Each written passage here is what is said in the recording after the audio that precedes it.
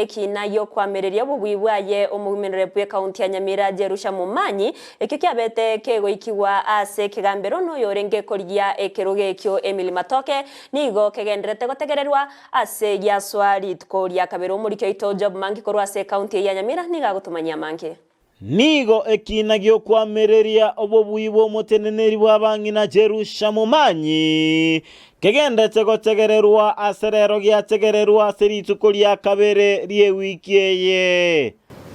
At page 144 of the petition, there is a certificate of the recording under section 106B of the Evidence Act. Asebirori bagendete korwa obosaiti bwabona kolingoli gunaba wakili kirori omutangani goikigwa bosibwe kegambero noyo korokwa Edwin Okari asatene ni gwakorwa obosaidi bwaye asengencho alenge egati ababisabe kyombekia obocholi ne chimbebe IEBC chinsemo kya Nyansiongo.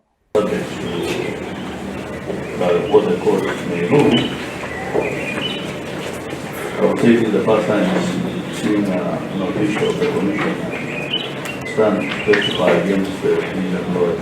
Steward Oyugi na sebabuna kurancha bwate obwasioku ekyoge kairira bagenti ba Emily Nyagarama mbabegeti essay chi form cha 39B asebituo binde.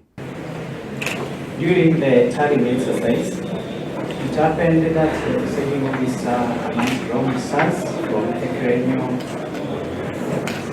polling station tallies, and the agents who are aligned to one Dr. Ndizi Matoke were rejected. Geoffrey Musinga oyorenge egati abagenti bomoseli naru obusaiti bwaye asate ababuna nige gati abarai abanene ase serikali baturubane tichikura.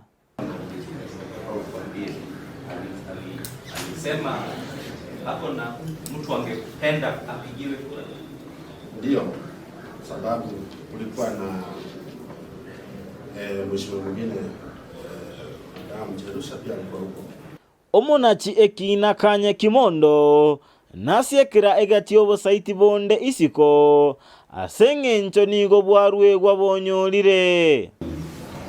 The upshot of my deliberations being that the application to introduce the flash drive by PW14 is disallowed. For the avoidance of doubt, however, the oral testimony by this witness stands, and secondly, the other parts of his affidavit that make no reference to the impugned flash drive also stand. Ruase County ya Nyamira, Ginko reporter ya Ndizi TV, Job Maangi.